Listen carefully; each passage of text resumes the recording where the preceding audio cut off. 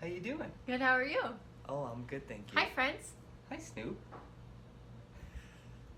So, I had a question for you. I have an answer. Always. Okay.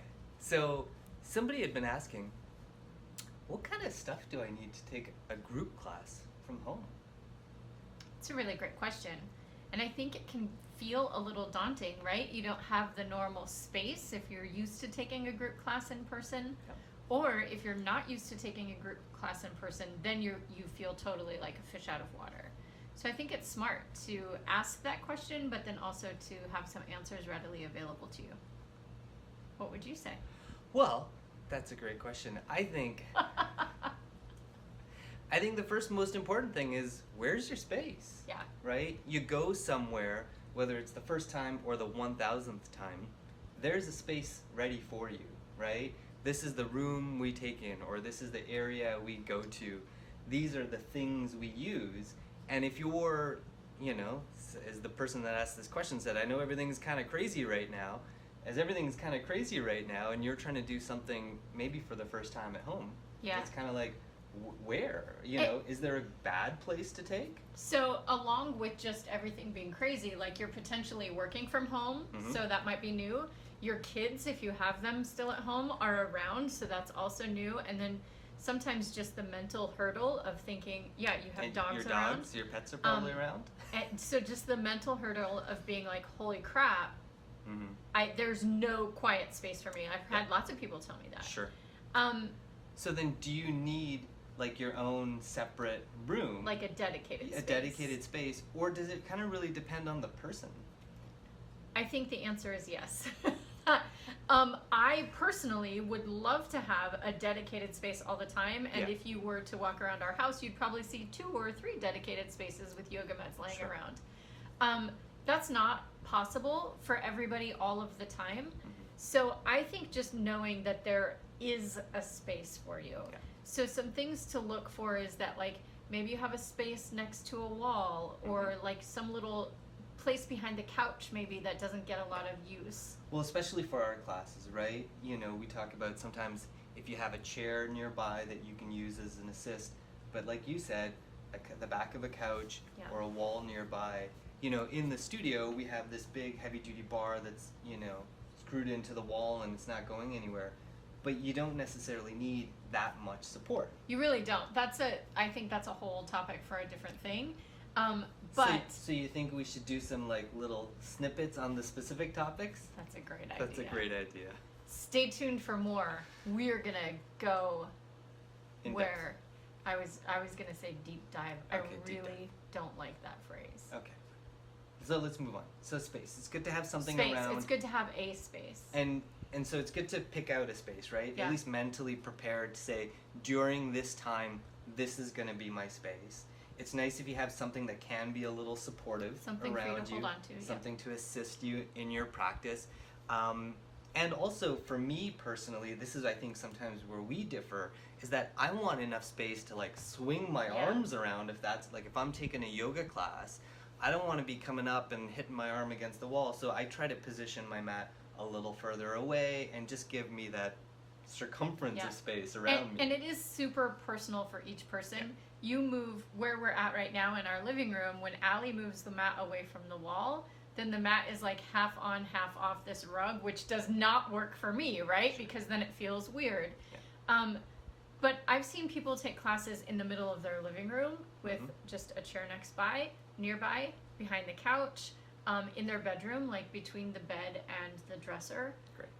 Using the dresser. I've seen lots of classes being taken in the kids' room. So like if you have grandkids and you have a kids' playroom or the baby's room, crib seems to be very nice for something to hold on to as well. So pick a space, let it be your space. It doesn't have to look or feel or be named a certain thing. It doesn't have to be dedicated, but for that time, know in your mind that this is your space, right? Great. And then what else do you think most people would want to have when they're going to take a class?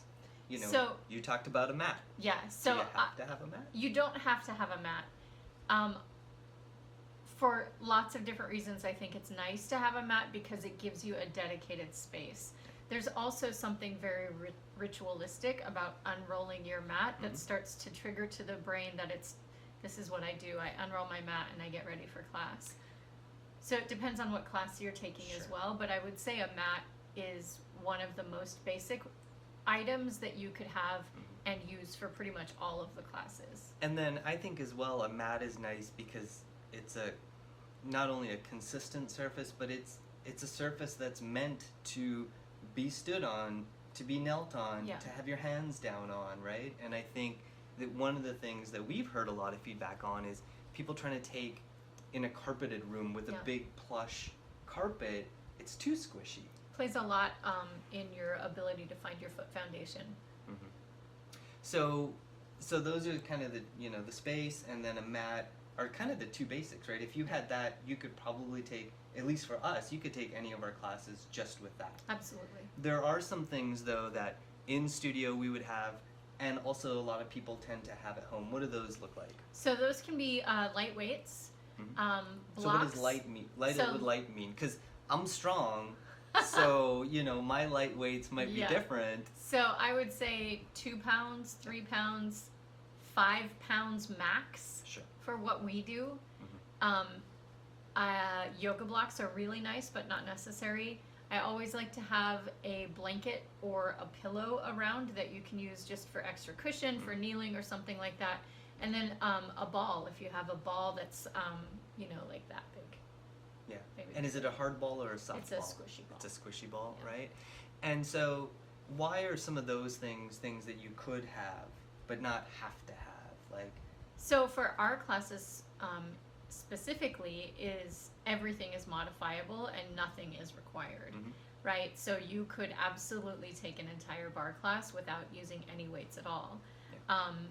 A ball provides you with some support and stability. You can use a blanket or a rolled up towel to do that exact same thing, or start to find an inner muscular engagement to Mhm. provide you that support and stability as well. yeah. So it's important, we talk about this a lot in yoga, is that props are not something to think that you are weaker, like you have to have this prop. Really, it's something to assist you with where you are in that moment. And conversely, a prop isn't always going to be a part of your practice, Correct. right?